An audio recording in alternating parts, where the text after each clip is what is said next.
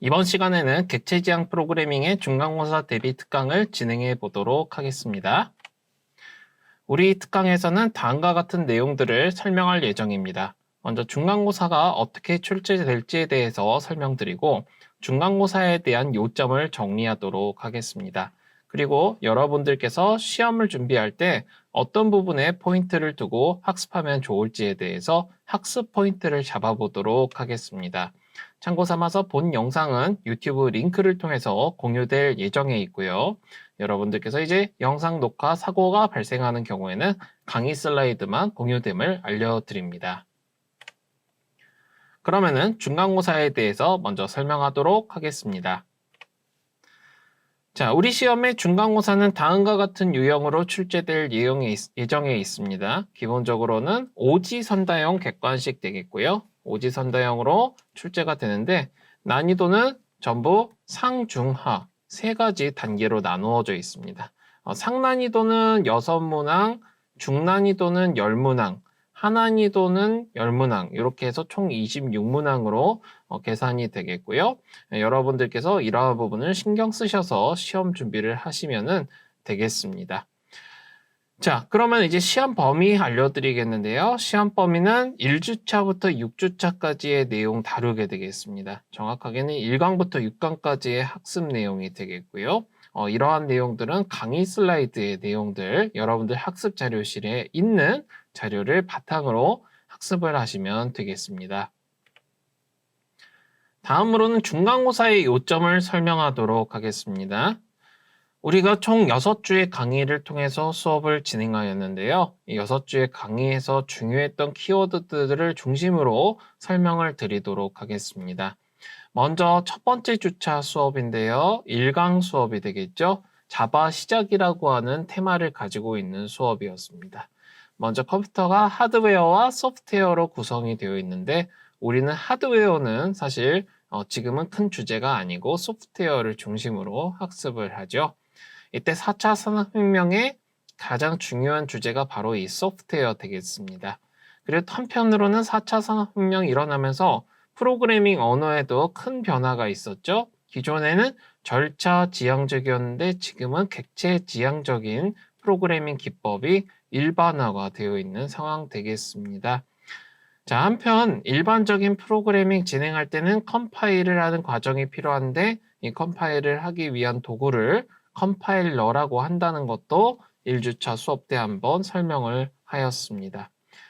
자, 우리 자바가 가지고 있는 가장 중요한 철학 중에 하나가 무엇이냐면 바로 워라라고 하는 것 되겠습니다. 이게 이제 영어 문장 write once, run anywhere 이라고 하는 말을 앞 글자만 따와서 워라라고 부르죠. 여러분들께서 워라가 대체 무슨 뜻이냐고 물어보면은 이렇게 풀어서 쓰실 줄 아셔야 되겠습니다. 자, 기존의 프로그래밍 환경은 플랫폼 종속적인 부분들이 많았습니다. OS뿐만 아니라 하드웨어가 모두 특정한 상황에 대해서만 작동할 수 있는 프로그램을 작성할 수가 있었는데 그렇게 되니까 매번 운영체제가 달라지고 하드웨어가 달라질 때마다 새로운 프로그램을 다시 구성을 하고 구현을 해야 되는 단점이 생겼어요. 그래서 플랫폼 독립적인 개발 환경이 절실하게 되었습니다. 자, 이런 와중에 나타나게 된 것이 바로 자바 되겠고요. 이러한 자바는 기계어로 바로 번역된 코드를 생산하는 것이 아닌 바이트 코드라고 하는 형태의 최종 산출물을 생산을 해냄으로써 이 바이트 코드를 나중에도 설명을 하게 되는 자바 버추얼 머신, 자바 가상 환경에서 실행을 하는 특성을 가지고 있죠. JVM은 물론 플랫폼 종속적이지만 이 플랫폼마다 각각 구성이 되어 있고 우리는 그래서 개발할 때 바이트 코드만 신경 써서 개발을 하면 되는 상황이 되었습니다. 자, 이전에 컴파일과 컴파일러 한번 설명을 했었는데 자바에서는 컴파일러 이름이 자바C예요. 그러면 이제 컴파일된 코드가 바이트 코드인데 이 바이트 코드는 완전한 기계어가 아닙니다. 그래서 이 바이트 코드를 다시 되돌릴 수 있는, 내부를 다시 들여다볼 수 있는 프로그램이 디어셈블러인 자바 P가 되겠고요. 자, 그 다음에 이러한 바이트 코드를 JVM상에서 실행을 하기 위한 JRE 환경으로 실행을 하기 위한 것이 바로 자바 실행을 위한 프로그램 자바가 되겠습니다. 자, 이러한 개발 환경과 실행 환경을 포함을 하고 있는 개발 도구를 가리켜서 JDK라고 이야기한다는 것도 설명드렸으니까 이런 체계에 대해서 다시 한번 잘 정리 부탁드리겠습니다. 자, 그리고 여러분이 소프트웨어 개발할 때 많이 활용을 하시는 거 IDE라고 하는 게 있습니다. 여기 이제 Integrated Development Environment라고 얘기하는데 통합 개발 환경이죠. 여러분들께서 컴파일도 해야 되고 때로는 어셈블도 해야 되고 디버깅도 해야 되고 그 다음에 잠깐 실행도 해보는 등등 여러 가지 도구들이 있는데 이거를 매번 모두 다 커맨드를 이용해서 작업하는 거는 쉬운 일이 아니에요. 그래서 이런 도구들을 통합해둔 또 다른 통합 도구를 IDE라고 되게 이야기를 하고 우리 수업 시간에는 이클립스라고 하는 도구를 한번 다뤄보았습니다. 자, 그리고 이제 여러분들께서 만드신 바이트 코드가 구체적으로는 이제 클래스라고 하는 확장자를 가지고 있는 파일로 생성이 됩니다. 자바는 모든 프로그램 코드가 다 클래스로 구성이 되어 있기 때문에 이런 클래스명과 파일명이 반드시 일치를 해야 돼요. 클래스 이름이 예를 들면 hello다. 그럼 파일명은 hello.class 이런 식으로 구성이 된다는 것도 1주차 때 설명을 드렸으니까 이런 관계에 대해서 헷갈리지 않도록 유의 부탁드리고요. 자, 이때 자바의 각각의 소스 코드는 모두 클래스로 구성되어 있다고 설명했는데 이 클래스 선언을 할 때 대개의 경우에는 퍼블릭 클래스로 선언을 해서 사용을 하고요.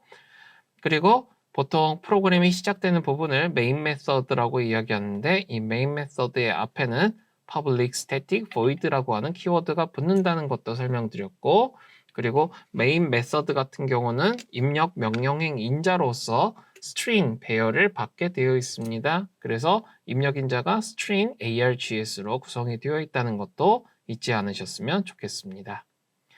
자, 한편 자바를 활용을 할 때는 데스크톱, 서블릭, 안드로이드 등으로 활용을 한다는 것도 설명드렸고 그 다음에 자바 특징으로는 굉장히 많았습니다. 플랫폼 독립성을 가진다는 거, 객체 지향성을 가진다는 거, 인캡슐레이션, 캡슐화를 한다는 거, 소스와 클래스 파일의 관계, 실행 코드가 어떤 식으로 배포가 되는지, 또 패키지 특성도 있고 후일에 배우지만 저희가 모듈 특성도 가지고 있다는 걸 사실 배우죠. 멀티 스레드 지원을 하고 그 다음에 여러분들께서 자바로 작성을 하는 코드, 메모리를 운영체제 등으로부터 빌려온 다음에는 되돌려 줄 필요가 없습니다. 그러니까 가비지 컬렉션이 자동으로 이루어진다는 거. 이게 오히려 약이 아니라 독이 될 수도 있는데 실시간 응용 시스템에서는 제 시간 내에 결과를 반드시 반환해야 되는데 그런 걸 할 수가 없기 때문에 부적합할 수 있다는 것을 이야기를 했고요. 세이프티, 안전성에 대해서도 설명드렸고 요즘은 자바 실행 환경을 좀 더 빠르게 실행할 수 있도록 just in time이라고 하는 키워드를 가지고 있는 Git 컴파일러도 지원이 되고 있다는 것을 끝으로 이렇게 자바에 대해서 첫 주차에 소개를 드렸습니다. 여러분들께서 이런 내용들 이렇게 읊어드릴 때 배웠던 내용들이 생각나시는지 다시 한번 잘 점검을 부탁드리겠습니다. 다음으로는 2주차 내용 한번 요점 정리 드리도록 하겠습니다. 자바 기본 프로그래밍 한번 학습하게 되는 거가 바로 요 2주차 때 다뤘던 내용 되겠는데요. 전체 자바 프로그램의 일반적인 구조에 대해서 먼저 학습을 하였고요. 식별자의 이름 규칙에 대해서도 학습을 하였고 좋은 이름을 붙이는 일반적인 관습에 대해서도 학습을 하였습니다. 예를 들면 우리가 run anywhere 이런 이름을 가지고 있으면은 이걸 소문자로 run anywhere 이렇게 붙이는 게 별로 좋은 게 아니라고 했죠. 단어는 단어끼리 끊어쓰되 각각의 단어는 첫 글자로 대문자로 쓰고요. 그 다음에 당연히 이런 단어들은 붙여 쓰는 게 바로 이 자바에서 클래스 이름 같은 걸 표현을 할 때 좋은 규칙이라고 하는 거 설명드렸습니다. 밑줄 문자 언더스코어로도 구분할 수 있지만 요즘 자바에서는 잘 사용을 하지 않는 추세다. 그래서 이런 것들도 참고를 해두신다면은 자바에서 일반적으로 명명하고 있는 식별자의 규칙을 식별해서 사용을 하실 수 있게 되겠습니다. 자, 한편 자바의 기본 데이터 타입이나 레퍼런스 타입에 대해서도 설명을 하였고 레퍼런스 타입은 크게 배열, 클래스, 인터페이스 등이 있다는 것도 설명을 드렸습니다. 이 레퍼런스 타입이 6주차까지 굉장히 많이 나오는 중요한 개념이고 앞으로도 여러분들께서 레퍼런스와 기본 데이터 타입은 헷갈리지 마시고 자바에서는 기본 데이터 타입 몇 가지를 제외하고는 다 레퍼런스 타입이에요. 그것도 잊지 말아 주시기 바라고요. 변수를 선언해서 사용을 하고자 할 때는 이런 기본 데이터 타입이나 레퍼런스 타입의 이름을 앞에다 적고 그리고 변수명을 적어줌으로써 표현을 한다는 것도 잊지 않으셨으면 좋겠습니다. 자, 한편 우리가 흔히 다른 프로그래밍 언어에서는 상수라고 이야기를 하는 리터럴이라고 하는 것을 표현을 할 때 정수는 우리가 쓰던 방식대로 표현하면 되지만 실수는 플로팅 방식, 그 다음에 더블 방식 이렇게 두 가지 따로 있었다고 설명드렸죠. 이런 거 조심하시고 문자 표현하는 거, 문자열과 문자는 구분을 해야 되죠. 문자는 한 글자인데 문자열은 여러 글자입니다. 네, 그러니까 주의해 주시고 그다음 논리를 표현을 하기 위한 리터럴 true, false 있다는 것도 설명을 드렸고 그다음에 널이라고 하는 레퍼런스는 리터럴은 이제 우리가 가리킬 수가 없는 레퍼런스 등을 표현을 할 때 사용하는 키워드라서 후반 부분에 굉장히 많이 등장을 하게 됩니다. 자, 그리고 파이널 키워드에 대해서도 학습을 하였는데 요거는 이제 여러분들께서 더 이상 값을 바꾸지 않을 변수에 대해서 붙이는 키워드죠. 그리고 파이널 키워드의 좀 더 상세한 용법에 대해서는 그 다음 주차 부분에서 다뤄보았으니까 일단은 여기 2주차 기준으로는 상수라고 하는 걸 만드는 거. 상수, 항상 변하지 않는 수를 선언을 해서 사용하고자 할 때는 파이널 키워드를 사용한다는 것도 설명드렸습니다. 다음으로 타입 변환인데요. 타입 변환은 두 가지 방식이 있죠. 자동 타입 변환이 있고 강제 타입 변환이 있어서 자동 타입 변환은 내 말 그대로 변수의 값을 주변 상황에 따라 가지고 내가 대입하는 변수의 타입에 따라서 자동 변환을 해주는 거예요. 자기보다 이제 큰 타입, 작은 타입 등등으로 변환을 하는 건데 우리가 때로는 강제 타입 변환을 해야 될 때도 있었죠. 그럴 때 어떻게 하냐면은 예를 들면 인트형으로 변환하고 싶다. 괄호 열고 인트 붙이고 예를 들면 3.14다. 이런 숫자들을 이렇게 정수형으로 변환을 해주는 강제 타입 변환에 대해서도 학습을 해보았습니다. 다음으로 이제 여러분이 데이터를 일일이 다 입력한 채로 프로그램 작성할 수 없으니까 사용자로부터 입력을 받기 위한 스캐너 객체를 생성을 하는 데 있어서 시스템 인이라고 하는 것을 사용을 했었죠. 스캐너 객체는 사용을 하고자 할 때 사용을 하기 위해서 임포트문을 이용해서 가져와야 됩니다. 정확히는 import 그다음에 java.util.scanner 이렇게 이제 적어주고 시작을 했어야 됐었죠. 이런 거 주의해 주셔야 되겠고요. 다음으로 연산에 대해서 한번 학습을 해봤죠.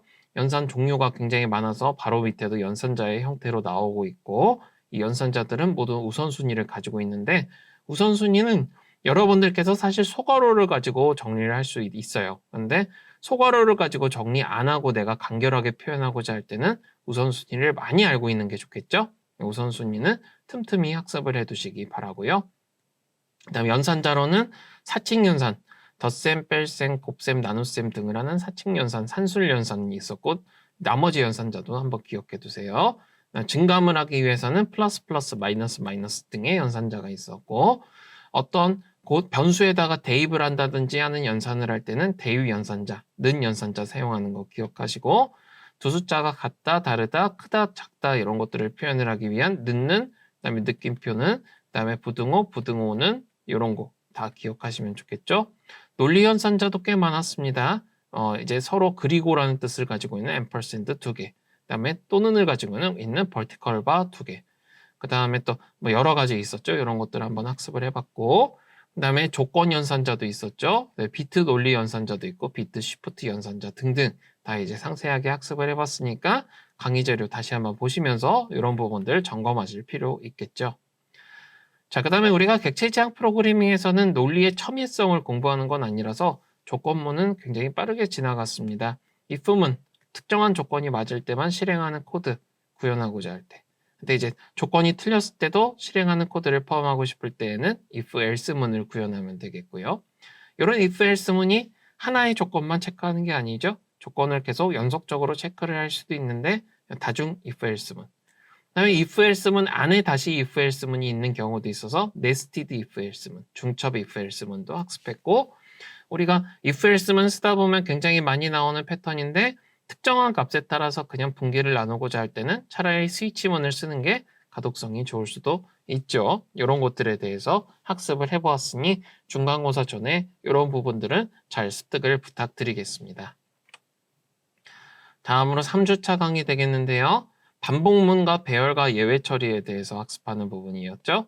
반복문은 사실 타 프로그래밍 언어와 비슷한 부분이 많기 때문에 저희 수업에서는 간단하게만 짚고 넘어갔죠. 그래도 한번 정리해보면 포문 같은 경우는 초기값, 그 다음에 조건식이 있고, 그 다음 증가함식이 있고, 그 다음에 이런 것들이 이제 맞아 떨어졌을 때 실행하는 코드가 있죠.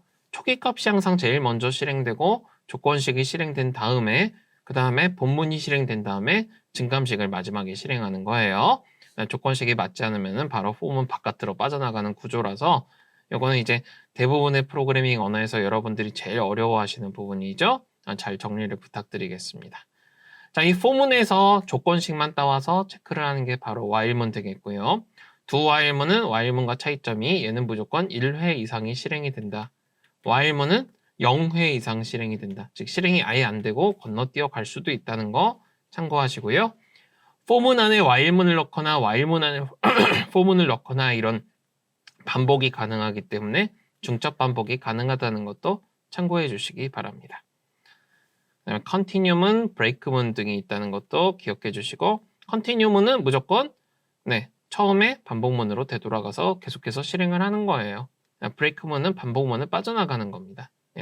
컨티뉴와 브레이크는 반복문에 대해서 사용하는 거고 자신이 현재 속해 있는 수준과 가장 가까운 문장으로 가는 겁니다.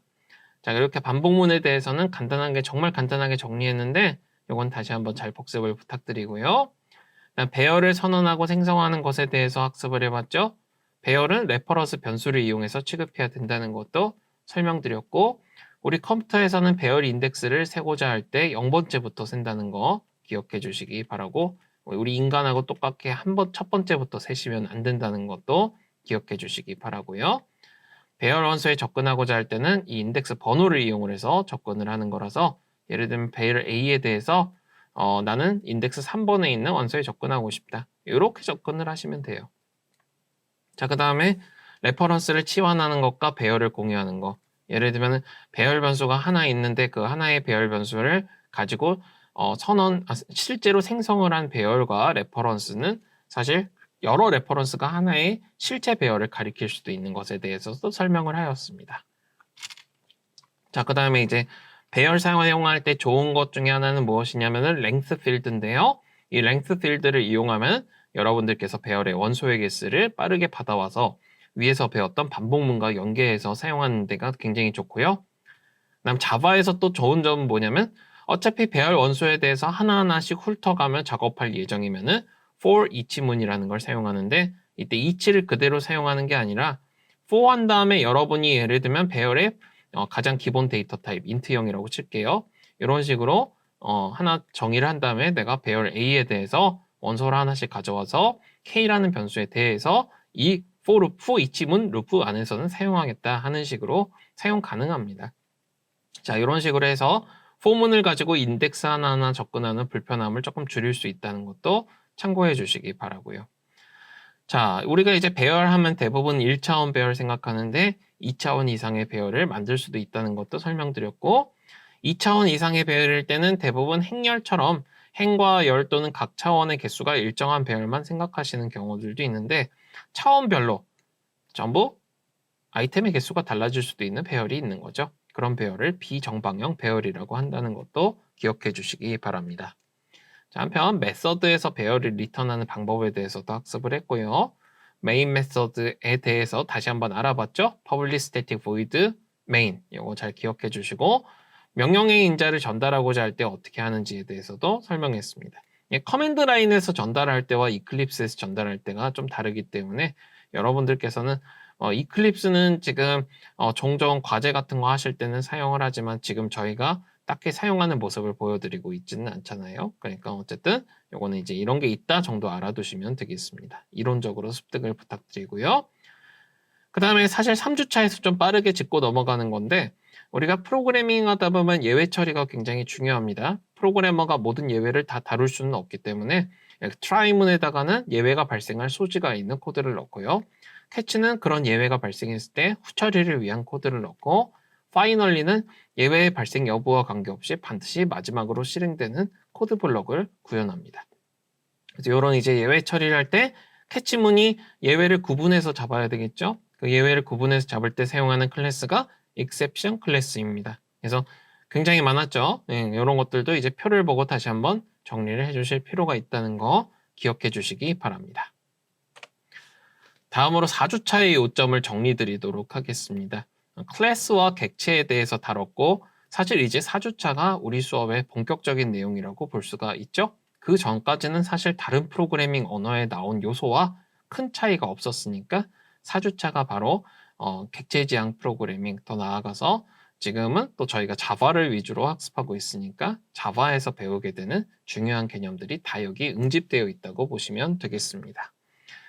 자, 그럼 객체 지향 언어의 특성은 어떻게 되냐면 세 가지를 저희는 배웠습니다. encapsulation, inheritance, polymorphism. 이렇게 캡슐화, 상속, 다형성이라고 하는 말로 번역이 되는 이 세 가지에 대해서 배웠고요. 절차 지향 프로그래밍과 객체 지향 프로그래밍을 다시 한번 정리를 해보았죠. 참고해 주시기 바라고. 클래스라고 하는 것을 자바 문법으로는 어떻게 구현을 하는지 다뤄보았고, 객체를 생성하는 방법, 그다음 객체의 멤버에 접근을 하려면 어떻게 해야 되는지에 대해서도 학습해 보았습니다.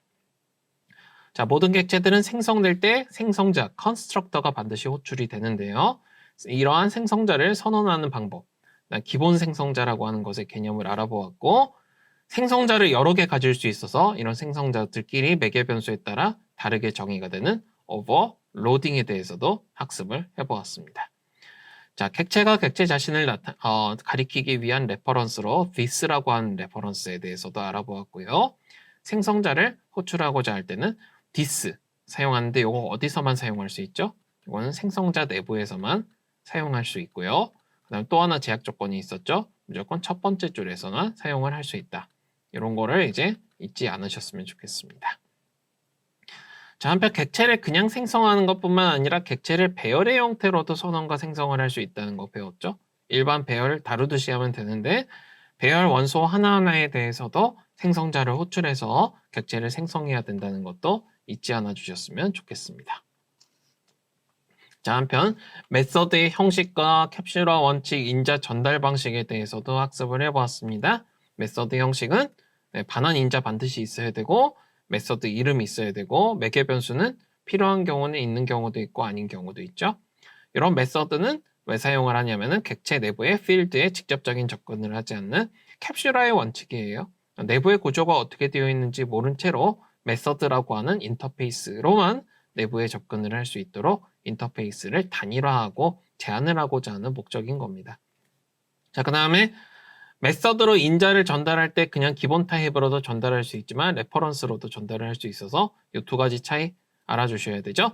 기본 타입으로 전달할 때는 메서드 내부에서 복사가 되지만 그런데 레퍼런스로 전달할 때는 연결만 복사가 되는 거죠. 기본 타입은 아예 메서드 내부에서 값 자체가 새롭게 생성이 된다는 거 다시 한번 예제 통해서 학습해 주시기 바랍니다. 한편 메서드 오버로딩에 대해서도 알아보았죠. 하나의 객체가 같은 이름을 가지고 있는 메서드를 여러 개 가질 수 있는데 매개 변수의 차이는 가질 수 있죠. 그런데 반환 인자의 차이는 있을 수 없다는 것도 주의해 주시기 바랍니다.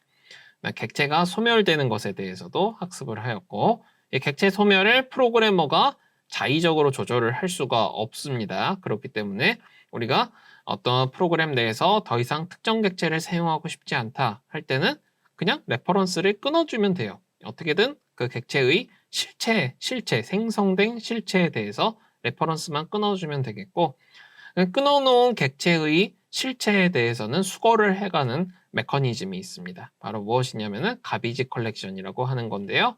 이게 이제 사용자가 system.gc라고 하는 이런 명령문으로 호출을 할 수는 있지만 항상 실행된다는 보장은 없죠. 시스템이 자기 나름대로의 계획을 가지고 가비지 컬렉션을 수행하고 있기 때문에 요거는 한 차례 사용자가 시스템한테 알려주는 역할에 불과하다.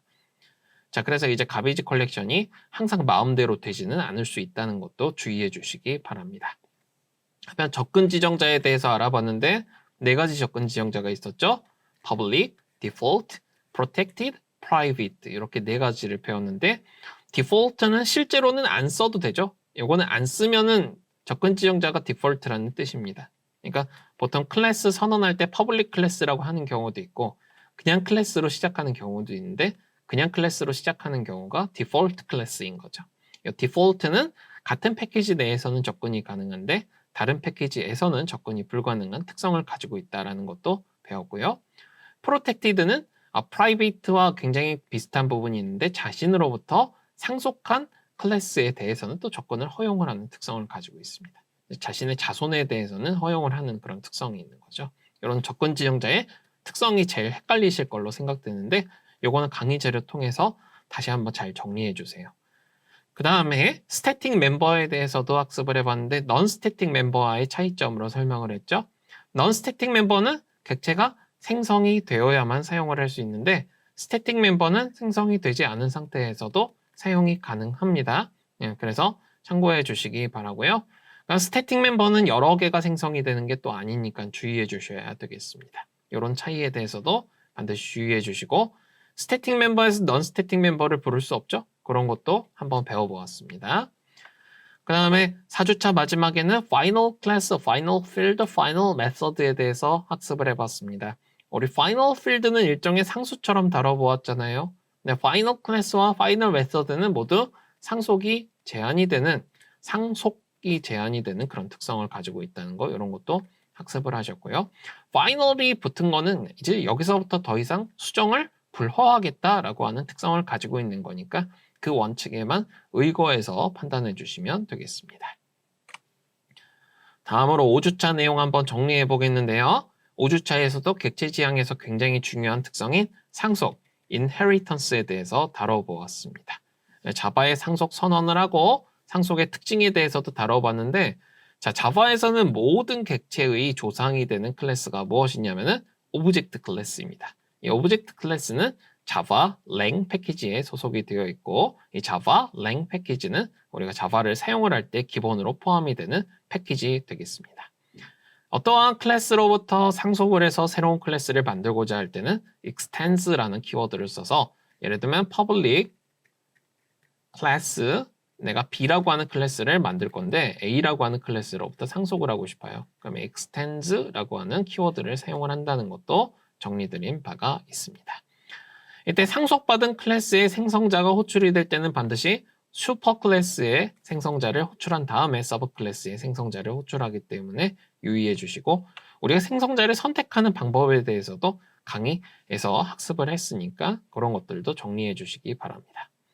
자, 상속받은 클래스는 때로는 자신의 부모 클래스로 취급해야 될 때도 있고 또는 상속받은 클래스, 부모 클래스를 하위 클래스로 취급해야 되는 경우도 있죠. 이럴 때 이제 생각을 할 만한 개념이 upcasting, downcasting이라고 하는 개념이고 그러면 지금 내가 가지고 있는 레퍼런스의 객체가 실제로는 다른 객체의 생성물인 경우가 있죠. 그래서 특정한 객체의 생성물인지 또는 그것으로부터 파생된 것인지를 판단하기 위해 사용하는 연산자가 instance of라고 하는 연산자가 있었습니다. 이런 것도 잘 정리해 주시기 바라고요. overriding에 대해서 학습을 해보았는데 overriding 자체가 뭐냐면은 위로 올라타는 거죠. 원래 기능이 있는데 그 위로 올라타서 새로운 기능을 만들어내는 겁니다. 주로 함수의 기능을 함수래 method죠. 죄송합니다. method의 기능을 덮어 씌우고자 할 때 사용하는 것이고요.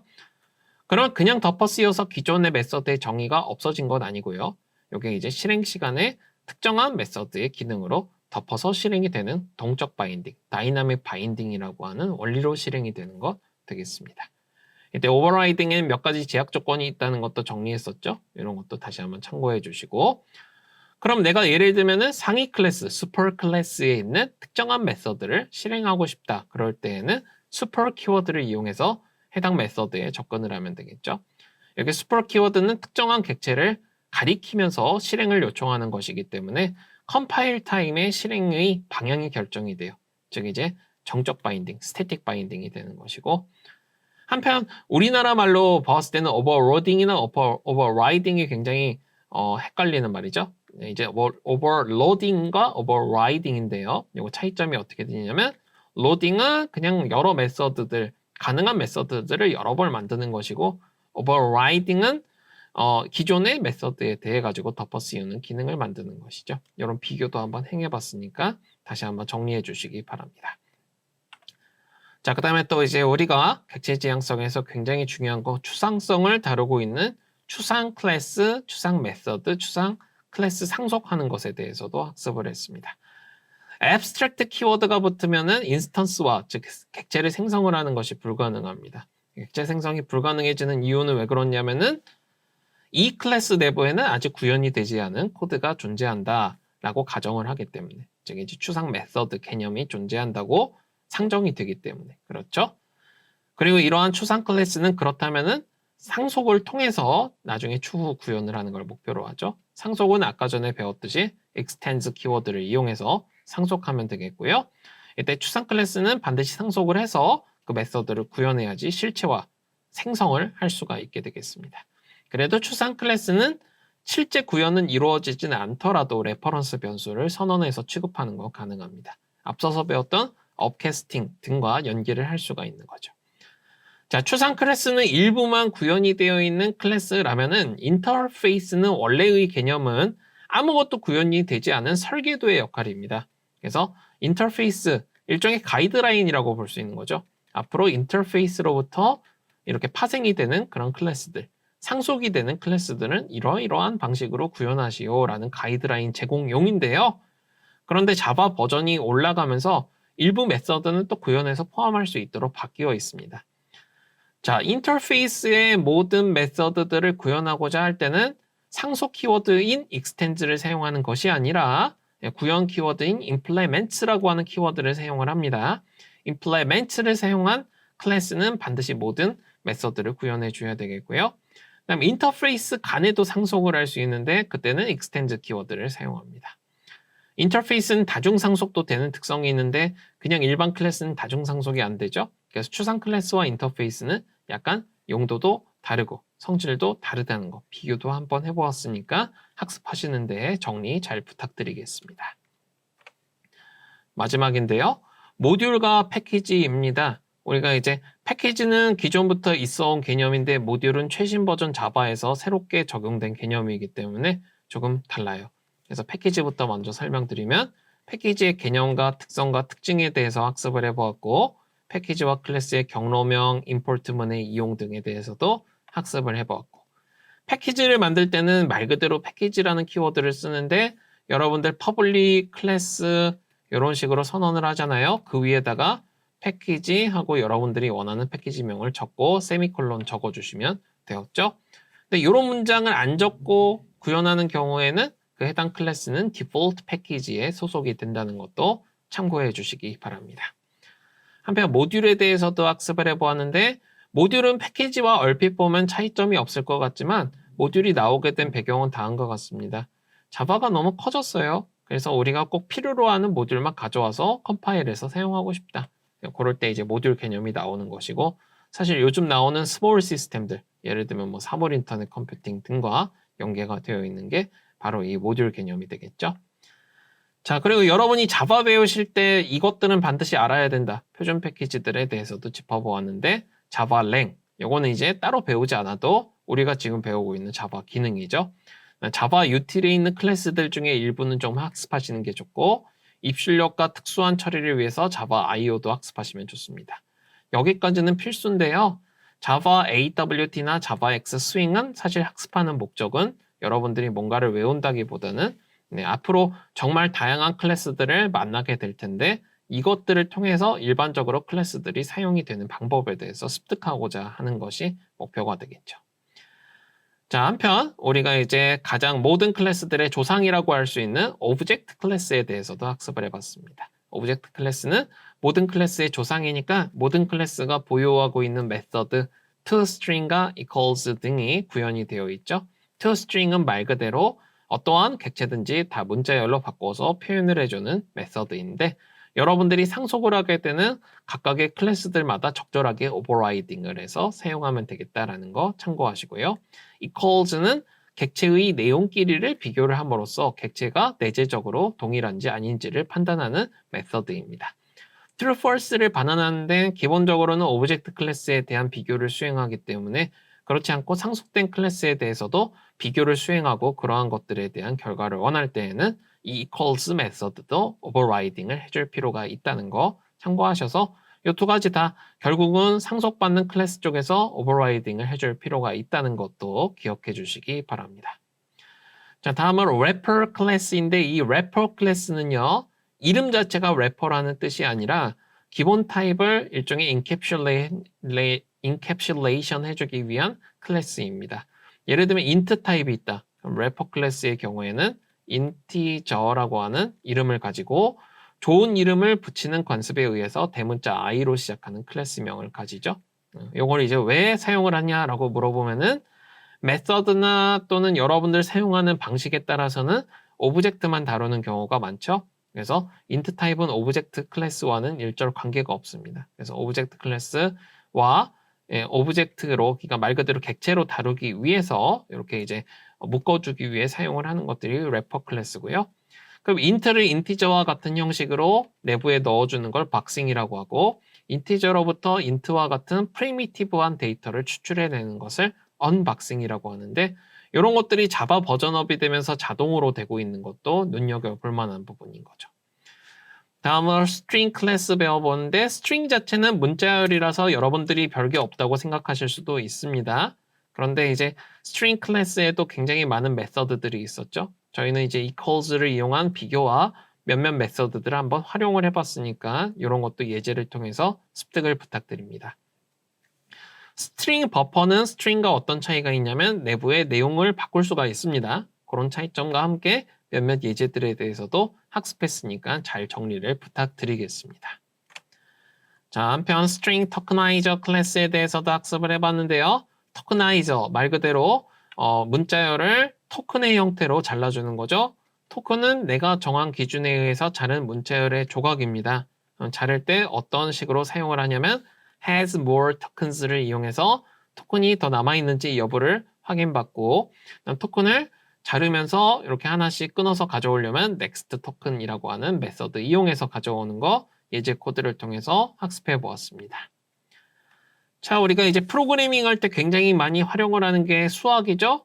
수학을 위한 클래스도 존재하고 있어서 난수를 생성하기 위한 랜덤 메서드, 그 다음에 올림, seal, 내림, floor, 그 다음에 제곱근, squared root, 그 다음에 자연상수, exp, 그 다음에 반올림, round 같은 메서드들을 같이 학습을 해봤습니다. 마지막으로 캘린더 클래스에 대해서도 학습을 해봤는데, 우리가 현재와 과거와 미래를 아는 것이 중요하죠. 시간과 날짜 정보를 추출하기 위해서 캘린더 클래스를 활용할 수 있고요. 이 캘린더 클래스는 new 키워드를 이용해서 생성하면 안 되죠. get instance라고 하는 메서드를 이용해서 시스템으로부터 객체 레퍼런스를 받아와서 사용을 해야 되고요. 이때 받아와서 사용을 할 때 특정한 년, 월, 일, 시, 분초 등의 상수값을 가져올 때는 get 메서드 이용을 해서 첫 번째 인자에는 내가 가져오고자 하는 그 년, 월, 일, 시, 분초를 나타내는 코드 등을 이제 전달을 해줘야 되죠. 그럼 get 메서드 같은 경우는 바로 그것에 해당하는 값이 반환이 되는데, set 메서드는 두 개의 매개 변수를 가지죠. 입력 인자를 가지죠. 첫 번째는 방금 전에 이야기했던 연, 월, 일, 시, 분초 등의 코드. 두 번째는 내가 지정을 하고자 하는 값을 지정해주는 방식으로 사용하고, 캘린더 클래스가 처음에 get 인스턴스로 레퍼런스 받아오면은 현재 날짜, 시간이 기억이 되어 있기 때문에 그런 거 지워줄 때는 클리어 메서드를 사용한다는 거, 이런 것도 활용을 통해서 학습을 해보았으니까 여러분들께서 이런 부분들 잘 정리해 주시기 바랍니다. 이렇게 클래스들에 대해서 각각 간단하게라도 배우게 넘어가는 이유는 여러분들이 구현할 때 가장 기본이 되는 클래스들이기 때문에 그렇습니다. 이렇게 함으로써 6주차까지의 내용을 모두 정리하였습니다. 다음으로는 중간고사의 학습 포인트에 대해서 설명하도록 하겠습니다. 자, 제가 이제 항상 제 수업을 수강하시는 분들께는 다음과 같이 설명을 드리는데요. 먼저 수업을 완강하신 분들은 정말 바쁘신 가운데에서도 정말 열심히 하신 거죠. 근데 이제 특강까지 이렇게 듣고 계시니까 아마 여러분들께서 배우신 내용들이 제가 말씀을 드리면은 이렇게 머릿속에서 딱 떠오르면서 정리가 되시고, 그 다음에 정리가 안 되시는 분들도 계실 수 있을 겁니다. 그래서 이번 특강 영상을 한 여러 번 시청해 보시면서 정리해 주시고요. 강의 슬라이드 하나씩 넘겨보시면서 정리해 주시면 되겠습니다. 저희 강의 슬라이드가 좀 애니메이션을 많이 활용하고 있어서 애니메이션을 모두 다 볼 수 있는 형태로 올려두었습니다. 그래서 여러분들께서 습득하시는데 많은 도움이 되실 것 같고요. 근데 이제 종종 그러신 경우 있죠? 현실에서 좀 바쁘신 일들이 많아서 내용을 많이 쫓아가지 못하신 분들도 계실 수 있는데 그럴 때에는 특강이나 평가하기 문항을 위주로 학습을 해주시는 것을 권장드리고 싶습니다. 자, 이런 분들과 관계없이 여러분들이 반드시 시험 직전까지 정리해 주셔야 되는 거, 학습평가 파트의 모든 문제는 반드시 정리를 부탁드릴게요. 되게 상당히 유사한 유형으로 출제가 되니까 반드시 복습해 두신다면은 여러분들께서 기본 성적을 습득하시는 데에 많은 도움이 될 것입니다. 마지막으로 이제 강의 슬라이드와 실습 영상 등에서 소스 코드 부분은 반드시 리뷰하고 확인을 해주시고요. 실습 영상은 지금으로서는 많이 올라와 있지는 않은 상황입니다. 근데 여러분들께서 나중에 과제하실 때 중요한 부분이고, 근데 이제 시간이 나시면은 또 실습을 약간 미리 하셔도 상관없습니다. 이때 문제 내부에서 소스 코드 유형은 강의 슬라이드 내용을 좀 변형해서 활용을 하니까 강의 슬라이드 내용만 가지고 학습을 하시면은 여러분들께서 시험 준비하시는 데는 충분할 것이라고 생각합니다. 자, 그렇다면 이상으로 중간고사에 대한 요점 정리 수업을 마무리 짓도록 하겠습니다. 수강생 여러분들께서 좋은 성적을 받으시는 것을 기원드리고 몸 건강한 모습으로 시험 다음에도 뵙도록 하겠습니다. 시청에 수고 많으셨습니다.